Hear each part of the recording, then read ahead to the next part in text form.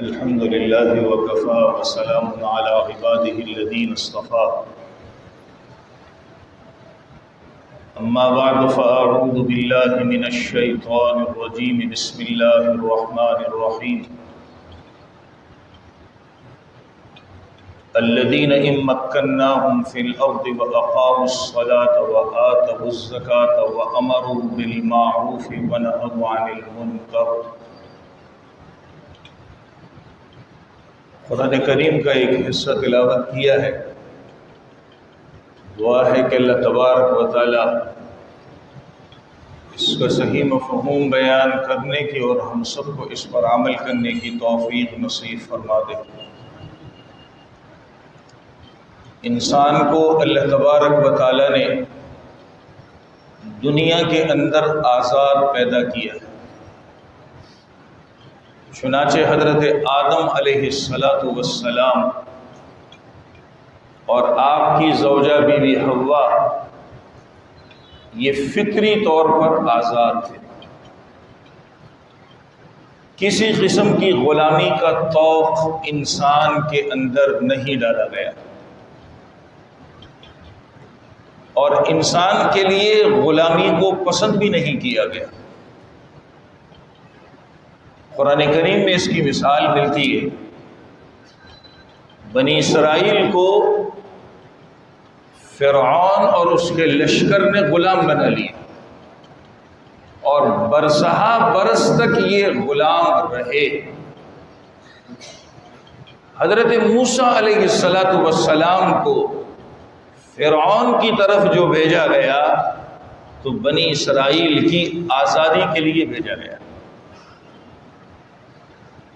انسانیت کے لیے غلامی کا طوق پسند نہیں کیا گیا۔ انسان پیدائشی طور پر آزاد ہے، اور اس انسان کو اسی آزادی پر زندگی گزارنے کا حق دیا ہے۔ یہ الگ بات ہے کہ وقتی طور پہ اللہ تبارک و تعالی کچھ پابندیاں اس کے اوپر لاد دیتے ہیں، اس کا بوجھ اس کے اوپر ڈال دیتے ہیں، اور وہ پابندی اللہ کی عبادت کی پابندی ہے۔ لیکن انسان دنیا کے اندر جو رہتا ہے، زندگی گزار رہا ہے، چاہے اس کا تعلق اسلام سے ہو یا اسلام سے ہٹ کر ہو، وہ آزاد ہے۔ پیدائشی اس کے اوپر کوئی پابندی نہیں ہے۔ وہ لوگ جو زبردستی لوگوں کو غلام بنا لیا کرتے تھے، تاریخ آج بھی کہتی ہے کہ یہ ظالم اور جابر تھے۔ انہیں اچھا نہیں سمجھا گیا، اس لیے کہ انسانوں کو زبردستی غلام بنا لینا وہ آزاد ہے۔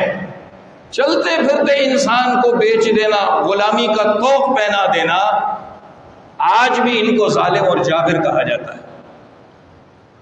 کتنے صحابہ ایسے تھے، اسلام آیا، اسلام کو انہوں نے قبول بھی کر لیا، کلمہ بھی پڑھ لیا، مگر زبردستی کی غلامی کی زندگی گزار رہے تھے۔ کیا ہماری کتابوں میں یہ بات نہیں لکھی کہ حضرت ابوبکر صدیق رضی اللہ تعالی عنہ نے فلاں کو خرید کے آزاد کر دیا، فلاں کو خرید کے آزاد کر دیا، فلاں کو خرید کے آزاد کیا؟ یہ مادر پدر غلام نہیں تھے، یہ زبردستی کے غلام بنائے گئے تھے۔ اسلام میں کتنی بڑی مثال ملتی ہے۔ حضرت بلال حبشی رضی اللہ تعالی عنہ کی زبردستی کے غلام بنائے گئے تھے، حضرت زید کی زبردستی کے غلام بنائے گئے تھے۔ بخاری شریف کے اندر قصہ موجود ہے حضرت سلمان فارسی رضی اللہ تعالی عنہ کا، جن کی عمر تقریباً 250 یا 350 سال عمر تھی۔ اتنی لمبی عمر پانے والے، مگر یہودی کے زبردستی کے بنائے گئے غلام تھے، قافلے والوں نے پکڑ کر بیچ دیے تھے۔ اسلام کے اندر انسان کو آزاد پیدا کیا ہے، اور یہ فطری چیز ہے اس کی آزادی۔ جب انسان آزاد ہے، جس مٹی پر پیدا ہوتا ہے فطری طور پر اس مٹی کی محبت اس کے دل کے اندر پیدا ہو جاتی ہے، فطری طور پر۔ اس کی مثال بھی حدیث میں موجود ہے۔ سرکار دو عالم صلی اللہ علیہ وسلم پر جب پہلی وحی نازل ہوئی غار حرا کے اندر، آپ وہاں سے واپس لوٹے اپنی زوجہ محترمہ بی بی خدیجۃ الکبریٰ رضی اللہ تعالی عنہا کے پاس پریشانی کے عالم میں۔ بی بی خدیجۃ الکبریٰ رضی اللہ تعالی عنہا اپنے ایک چچازاد ورقہ ابن نوفل کے پاس لے گئی۔ یہ اس زمانے کے تورات کے بڑے عالم تھے، پڑھے لکھے سمجھدار انسان تھے۔ ساری بات سنائی کہ میرے ساتھ یہ قصہ ہوا ہے، تو حضرت ورقہ ابن نوفل نے آپ کو اس وقت تسلی دی۔ جب آپ کو تسلی دی تو ورقہ ابن نوفل چونکہ تورات کے عالم تھے، پڑھے لکھے تھے، یہ تورات جو عربی زبان سے دوسری زبان میں لکھی تھی، ورقہ ابن نوفل کا کمال تھا کہ انہوں نے اس کو عربی زبان کے اندر تبدیل کیا۔ اب تورات میں نبی آخر الزمان صلی اللہ علیہ وسلم کے حالات پڑھ چکے تھے کہ ایسا ہوگا، تو وہ بڑی باتیں آپ کو بتائیں اور تسلی دی۔ ان باتوں میں سے ایک بات ورقہ ابن نوفل نے یہ کہی کہ اس وقت آپ کا کیا بنے گا جب آپ کی قوم آپ کو آپ کے ملک سے، مکہ سے نکال دے گی۔ ابن حجر رحمہ اللہ نے فتح الباری لکھی ہے، اس میں امام سہیلی رحمہ اللہ کا ایک قول لکھا ہے، بڑا عجیب قول ہے۔ امام سہیلی رحمۃ اللہ علیہ نے فرمایا کہ نبی کریم صلی اللہ علیہ وسلم کو اور بہت ساری باتیں بتائیں کہ قوم یہ کرے گی، یہ کرے گی، یہ کرے گی، یہ کرے گی۔ جب آپ نے یہ بات سنی ورقہ ابن نوفل کی زبان سے کہ آپ کی قوم آپ کو ملک سے نکال دے گی، امام سہیلی کہتے ہیں اس پر نبی کریم صلی اللہ علیہ وسلم چونک گئے کہ مجھے میری قوم میرے ملک سے نکال دے گی۔ ورقہ ابن نوفل نے کہا ہاں، آپ کو آپ کی قوم آپ کے ملک سے نکال دے گی۔ اس بات پر آپ چونک گئے۔ شرح ابن بطال رحمہ اللہ نے ایک عجیب بات لکھی، کہا کہ انسان کے اندر اللہ تعالیٰ نے پیدائشی فطری طور پر اس مٹی کی محبت رکھی ہوتی ہے جس پر وہ پیدا ہوتا ہے۔ آسان الفاظ میں اپنے ملک کی محبت اس انسان کے دل کے اندر اللہ نے فطری طور پر رکھی ہے۔ نبی کریم صلی اللہ علیہ وسلم مکۃ المکرمہ سے جب ہجرت کر کے تشریف لے جا رہے ہیں، آپ چلتے جا رہے، پیچھے مڑ کر کے اپنے ملک کو دیکھتے جا رہے ہیں۔ آپ چلتے جا رہے، پیچھے مڑ مڑ کر اپنے ملک کو دیکھتے جا رہے ہیں۔ آپ کی آنکھوں سے آنسو جاری ہے، اپنے ملک سے نکلنے پر دل غمگین ہے، اور اپنی زبان سے فرمایا کتنی مبارک زمین ہے تو، مکہ کو خطاب کر کے کہا کتنی مبارک زمین ہے تو، اللہ نے تیرے اندر کتنے خزانے رکھے ہیں، اگر مجھے میری قوم اس ملک سے نہ نکالتی تو میں اپنے ملک سے میں تجھے چھوڑ کر کہیں بھی نہیں جاتا۔ اور ایک حدیث میں یوں فرمایا کہ اللہ کی قسم میں تیرے علاوہ کسی زمین کو رہنے کے لیے پسند نہ کرتا، میں تیرے علاوہ کسی زمین کو رہنے کے لیے پسند نہ کرتا۔ اللہ تعالیٰ انسان کے اندر فطری طور پر اس مٹی کی محبت ڈال دیتے ہیں جس پر اللہ نے اس کو پیدا کیا ہے۔ اپنے ملک سے محبت یہ بہت بڑی چیز ہے۔ عربی زبان کے اندر ایک مقولہ مشہور ہے، لوگ اس کو حدیث کر کے بیان کرتے ہیں، یہ قطعاً حدیث نہیں ہے۔ وہ مقولہ ہے حب الوطن من الایمان، اپنے ملک سے محبت یہ ایمان کا حصہ ہے۔ اپنے ملک سے محبت یہ ایمان کا حصہ ہے، یہ حدیث نہیں ہے۔ شاید آپ کو بھی واٹس ایپ پر، فیس بک پر، کسی اور ذریعے سے پتہ چلے کہ جی نبی نے فرمایا، یہ حدیث نہیں ہے، یہ مشہور مقولہ ہے۔ البتہ امام سخاوی رحمۃ اللہ علیہ بہت بڑے محدث گزرے، کہا یہ حدیث تو نہیں ہے، لیکن دوسری حدیثوں سے یہ بات ثابت ہوتی ہے جو اس مقولے کے اندر کہی ہے کہ وطن کی محبت ایمان کا حصہ ہے۔ دوسری حدیثوں کو جب جوڑ دیں اس کے ساتھ تو یہ مفہوم نکل آتا ہے، یہ معنی نکل آتا ہے کہ اپنے وطن سے محبت یہ ایمان کا حصہ ہے، حدیث نہیں ہے یہ۔ آپ کو کوئی حدیث کہہ کر بھیجے، اسے کہہ دے کہ جھوٹ بولتے ہو، لیکن اس مقولے نے ہمیں ایک سبق دیا ہے، وہ سبق یہ دیا ہے کہ اپنے وطن سے محبت کرنا یہ ایمان کا حصہ ہے۔ اسی لیے میں نے سرکار دو عالم صلی اللہ علیہ وسلم کی بات عرض کی، مکے سے جا رہے ہیں، دل غمگین ہے، آنکھیں آنسو بہا رہی ہے، اور مکے کو مخاطب کر کے فرما رہے ہیں اگر مجھے میری قوم نہ نکالتی تو میں تیرے علاوہ کسی اور جگہ رہنے کو پسند بھی نہ کرتا۔ ان باتوں کے کہنے کا مقصد یہ ہے، ہم اگست کے مہینے کے اندر ہیں اور 2-4 دن کے بعد ناچ گانا یہ وہ کر کے اپنی وطن سے محبت کو ظاہر کریں گے، جھنڈے لگا دیں گے، بتیاں لگا دیں گے، باجے بجا دیں گے، لوگوں کا دماغ خراب کر دیں گے کہ وطن کی محبت ہے۔ اس کو وطن کی محبت نہیں کہتے۔ میں نے قرآن کی آیت خطبے میں پڑھی ہے، وطن کی محبت اور وطن کے اندر رہنا اس آیت نے ہم نے سمجھا دیا۔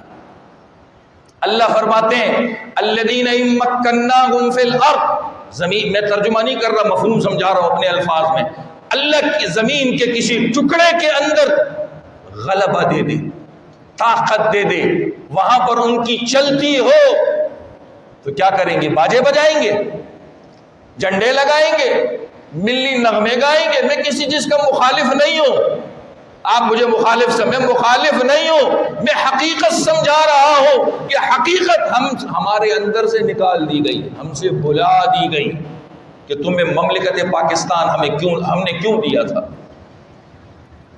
یہ ملک پاکستان ہمیں کیوں ملا تھا، ہمارے بڑوں نے اپنا خون کیوں بہایا تھا، کیا تھا، کس لیے اپنی گردنیں کٹوائی تھی؟ بینڈ باجے بجانے کے لیے، جھنڈے لگانے کے لیے، ملی نغمے گانے کے لیے۔ اللہ کہتے ہیں ہم تمہیں کسی زمین پر طاقت دے دیں تو تمہارا کام کیا ہو؟ اقاموا الصلاۃ، نماز پڑھو، آتوا الزکاۃ، مالی خدمت کرو، وَأَمَرُوا بِالْمَعْرُوفِ وَنَهَوْا عَنِ الْمُنْكَرِ، اچھائی کا حکم دو، بھلائی کا حکم دو، بھلائی کی تاکید کرو، اچھائی کو پھیلاؤ اور برائی سے روکو۔ یہ ہمارے ناچ گانے کون سی اچھائی کو ہمارے اندر پیدا کر رہے ہیں؟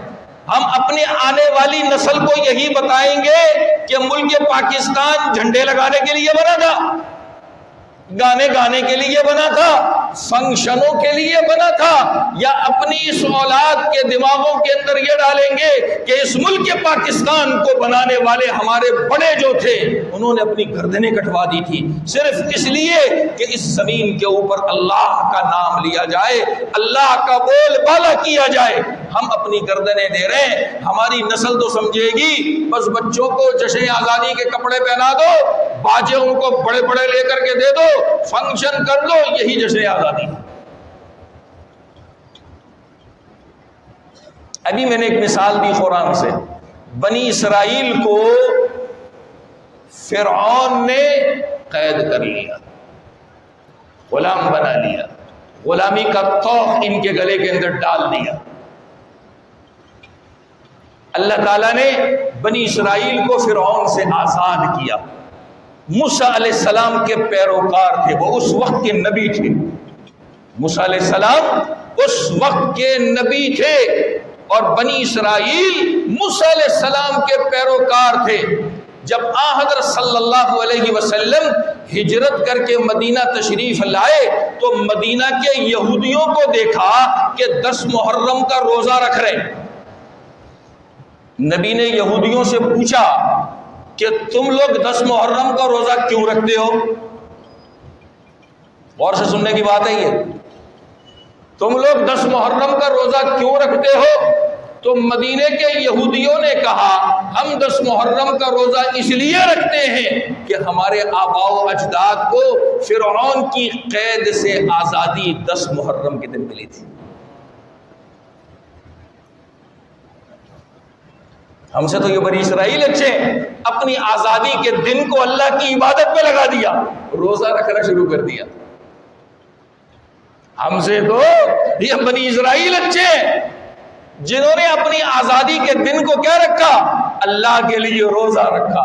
نبی کریم صلی اللہ علیہ وسلم کو جب یہ بات بتائی گئی، ابو داؤد شریف کی روایت ہے، رسول کریم صلی اللہ علیہ وسلم نے فرمایا نحن احق بموسیٰ، موسیٰ علیہ السلام اللہ کے نبی تھے اور محمد الرسول اللہ بھی اللہ کے نبی تھے۔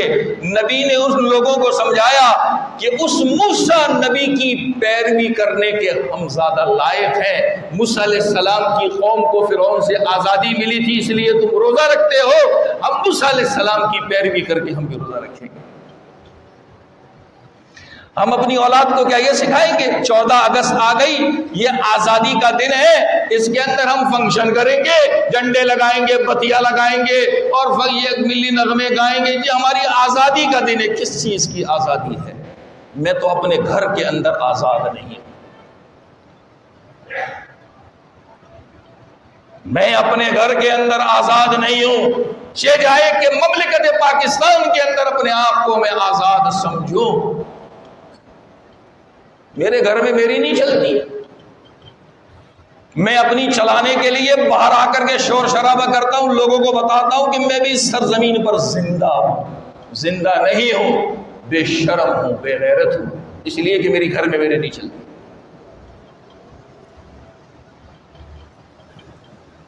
کس بات کے ہم آزاد ہیں؟ کس بات کا ہم جشن منا رہے ہیں؟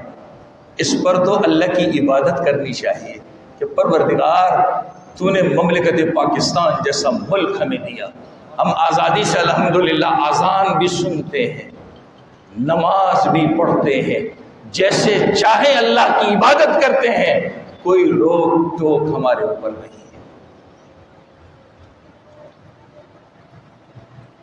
ہم اپنے بچوں کو یہ سکھاتے کہ ہمارے بڑوں نے اس ملک کو جو حاصل کیا ہے قربانیاں دے کر حاصل کیا، اور سب سے بڑی قربانی کہ اپنی جان کا نذرانہ پیش کر دیا۔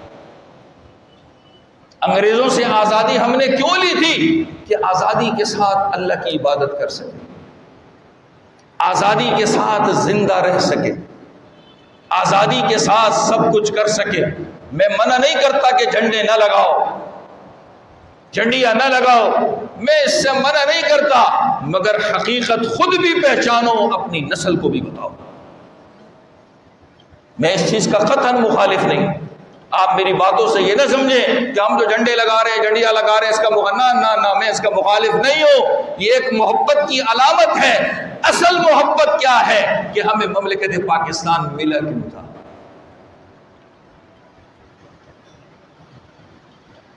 اسلام ہر مذہب کے پیروکار کو، چاہے وہ یہودی ہو، چاہے عیسائی ہو، چاہے ہندو ہو، چاہے مسلمان ہو، اس زمین کے اوپر فطری آزادی دیتا ہے، وہ آزادی کے ساتھ زندگی گزارے۔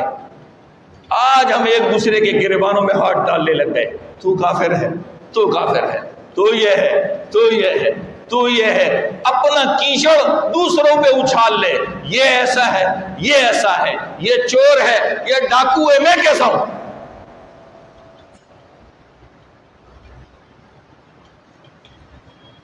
ایک گھر میں اگر 10 افراد مل کر کے رہتے ہیں تو گھر کا سربراہ کہتا ہے اس گھر کے ہر فرد پر لازم ہے کہ اس گھر کی حفاظت کرے، کہتا ہے کہ نہیں کہتا؟ ہمارے بڑے ہمیں یہ سبق سکھاتے کہ نہیں سکھاتے؟ کہ اس گھر میں 10 رہنے والے افراد سب پر لازم ہے کہ سب مل کر کے اس کی حفاظت کرے، سب مل کر کے اس کا خیال کرے، مگر آج ہم مگرمچھ بن گئے۔ مگرمچھ کے بارے میں مشہور ہے، یہ بچے تو جنتا ہے، اس کے بچے تو پیدا ہوتے ہیں، اپنے بچوں کو خود ہی کھا جاتا ہے، زندہ نہیں رہنے دیتا، زندہ نہیں رہنے دیتا۔ یہ تو اللہ کی طاقت ہے کہ اللہ کسی اور مخلوق کے ذریعے سے مگرمچھ کے بچوں کی حفاظت کروا لیتا ہے۔ یہ اللہ کی طاقت ہے، یہ اللہ کی کاریگری ہے، اللہ نے نظام بنایا ہے۔ آج ہم مگرمچھ بن گئے، اپنوں ہی کو کاٹ رہے ہیں، تو یہ ہے تو وہ ہے، میں کیسا ہوں؟ کبھی آئینہ دیکھا ہے؟ کبھی بھی نہیں دیکھا، کبھی بھی نہیں دیکھا۔ 2 دن کے بعد فنکشن کر لیں گے، آزادی منا لی ہم نے، آزادی کا دن تھا ہمارے لیے۔ کیا آزادی منا لی؟ یہ پاکستان جس مقصد کے لیے ہم نے حاصل کیا تھا وہ ہمارے اندر ہے؟ یہ اسلام کے نام پر بنا ہے، کلمے کے نام پر بنا ہے۔ کلمہ پڑھ کر مسلمان تو ہیں، مگر مسلمان ہو کر کے مسلمانیت ہمارے اندر نہیں ہے۔ مسلمانیت کس کو کہتے ہیں؟ بیت المقدس آزاد ہوا، امیر المومنین حضرت فاروق اعظم رضی اللہ تعالیٰ عنہ کو بلوایا گیا، آپ تشریف لے گئے،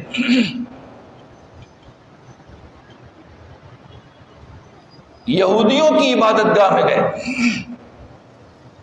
نماز کا وقت ہوا، نماز کا وقت ہوا، امیر المومنین نے اعلان کیا کہ ہم نماز پڑھنے کے لیے جا رہے ہیں۔ غور سے سنیے، یہودیوں نے کہا یہ ہماری عبادت گاہ ہے، آپ یہیں پر نماز پڑھ لیں۔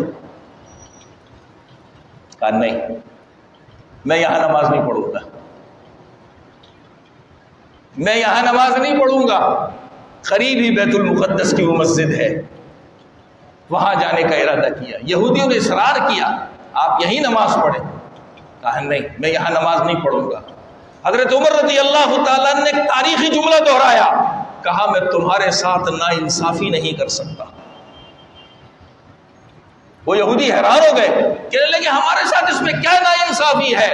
کہا اگر میں نے یہاں نماز پڑھ لی، مسلمان سمجھیں گے کہ امیر المومنین فاروق اعظم نے یہاں نماز پڑھی ہے، وہ تمہاری عبادت گاہ ختم کر کے مسجد بنا لیں گے، تمہارا حق ختم ہو جائے گا۔ کیا کہا؟ کہ مسلمان یہ سمجھیں گے کہ امیر المومنین نے یہاں پر نماز پڑھی ہے، اس کو مسجد بنا لیں گے، تمہاری عبادت گاہ ختم ہو جائے گی، تمہارے ساتھ ناانصافی ہوگی، میں یہ کام نہیں کر سکتا۔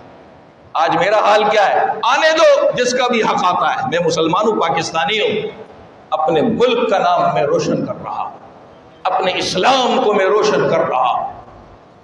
آج ہم نے اس دنیا کے اندر ملک پاکستان کو جتنا ذلیل اور رسوا ہم نے خود کیا ہے سوشل میڈیا سے، اتنا کسی اور نے نہیں کیا۔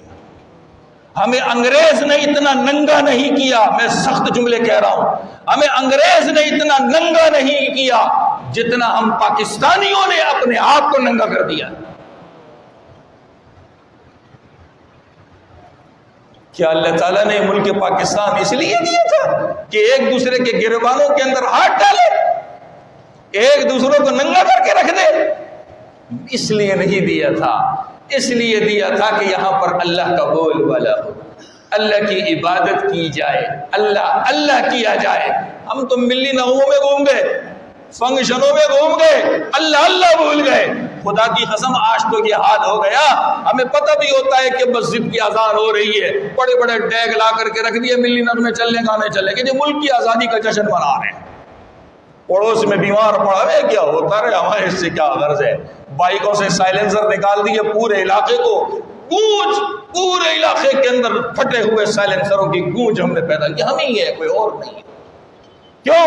ہم نے اپنی نسل کو بتایا نہیں، ہم نے اپنی نسل کو سمجھایا نہیں، ہم نے اپنے آپ کو نہیں سمجھایا، اپنی نسل کو کیا سمجھائیں گے؟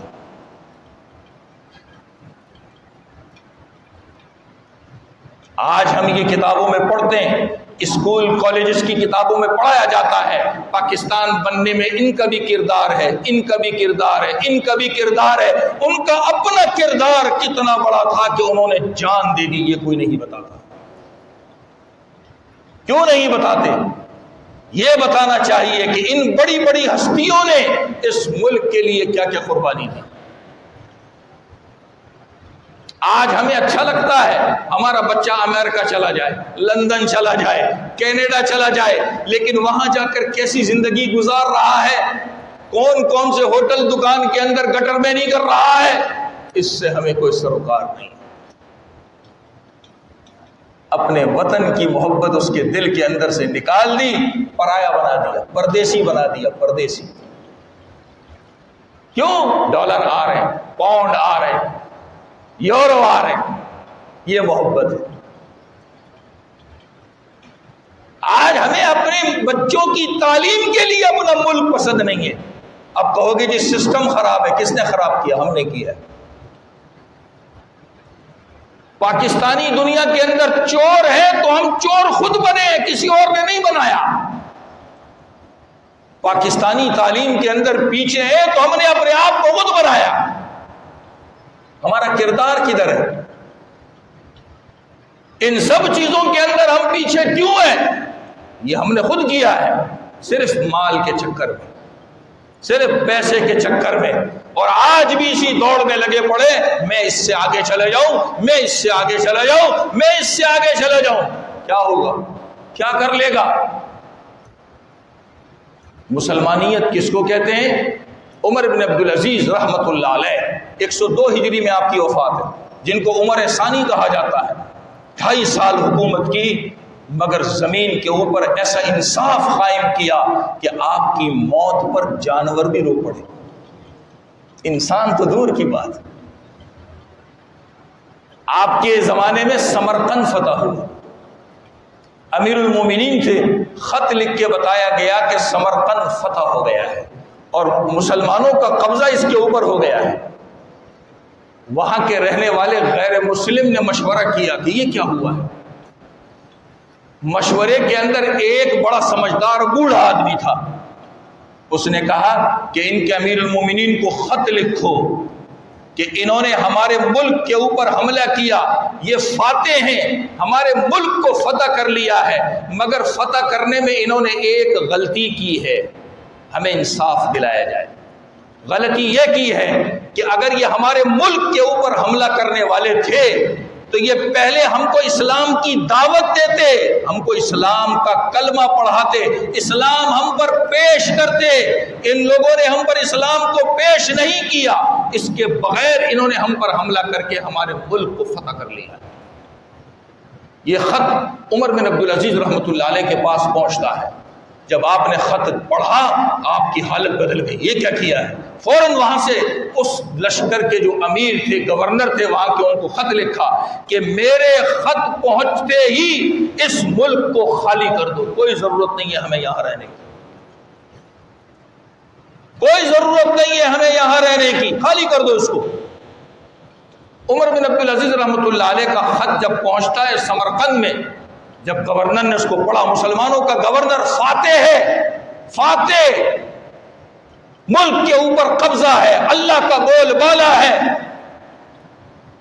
اپنے لشکر کو کہا نکلو، امیر المومنین کا حکم ہے۔ جب سمرقند والوں نے دیکھا کہ یہ مسلمان فاتح بن کر کے آ رہے تھے، خاموشی کے ساتھ گردنیں جھکا کر کے سمرقند کو خالی کر رہے، یہ کیا ہوا؟ رونے لگے، وہ عورتیں کیا، وہ بچے کیا، وہ بوڑھے کیا، رونے لگے، کہنے لگے کدھر جا رہے ہو؟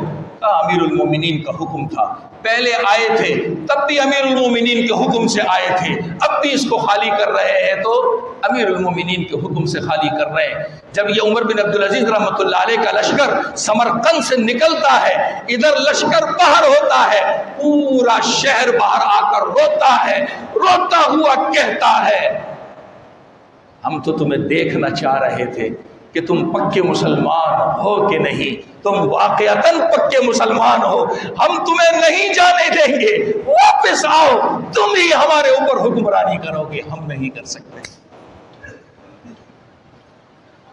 ہم تو دیکھنا چاہ رہے تھے کہ تم پکے مسلمان ہو کہ نہیں ہو۔ آج میں خدا کی قسم تھوڑے پیسوں کے لیے اپنا ایمان بیچ دیتا ہوں۔ ایمان، میں نے بھی کلمہ پڑھا ہے، ماں کی پیٹ سے کلمہ سن کر کے دنیا میں آیا ہوں، بھول جاتا ہوں چند ٹکوں کی خاطر، چند پیسوں کی خاطر۔ آج ہم ہر چیز بیچ رہے ہیں، لیکن الزام کس پر لگا رہے ہیں؟ دوسرے پر، کیونکہ میں نے تو کچھ بھی نہیں کیا، میں نے تو کچھ بھی نہیں کیا، میں تو جنت کی نہر کے اندر غوطہ کھا کر کے پاکستان میں آ گیا ہوں، سب دوسرے کرتے ہیں، میں کچھ بھی نہیں کرتا۔ یہ اللہ کی نعمت ہے ہمارے پاس، وطن کی محبت ہمارے دل میں ہو، وطن کو مضبوط کرنا یہ ہمارا عمل ہو۔ یہ کیسے مضبوط ہوگا اور یہ کیسے مضبوط رہے گا؟ ہم مل جل کر رہنے والے ہوں، ایک دوسرے کے گریبان میں ہاتھ ڈالنے والے نہ، ایک دوسرے پر الزام لگا کر، ایک دوسرے کے گریبانوں میں ہاتھ ڈال کر کیا ہم سمجھتے ہیں کہ اپنے ملک کو بچا لیں گے؟ ہم اپنے آپ کو خود ذلیل کر رہے ہیں۔ خدا کے واسطے اپنے ملک کو اور اپنے ملک کے باسیوں کو ذلیل کرنا چھوڑو، اللہ کے حضور دعائیں کرنا شروع کرو، اللہ ہمیں بھی نیک بنا، اس زمین پر رہنے والے ایک ایک انسان کو نیک بنا۔ دیکھیے کہ یہ خدا نے کلمے پر بنائے گئے ملک کو اللہ تعالیٰ کی ترقی کیسے دیتا ہے۔ ہم ترقی کیا سمجھتے ہیں کہ پوسٹیں کر رہے ہیں، ایک دوسرے کے خلاف لکھ رہے ہیں، کیچڑ اچھال رہے ہیں، کافر بنا رہے ہیں، ہمارا ملک اس میں مضبوط رہے گا؟ کبھی بھی مضبوط نہیں رہے گا۔ ہمارے اندر ہی میر جعفر پیدا ہوں گے، ہمارے اندر ہی منافق پیدا ہوں گے، ہمارے اندر ہی آستین کے سانپ پیدا ہوں گے، ملک کو توڑ کر رکھ دیں گے۔ پھر کس زمین کے اوپر جا کر اللہ کا بول بالا کریں گے؟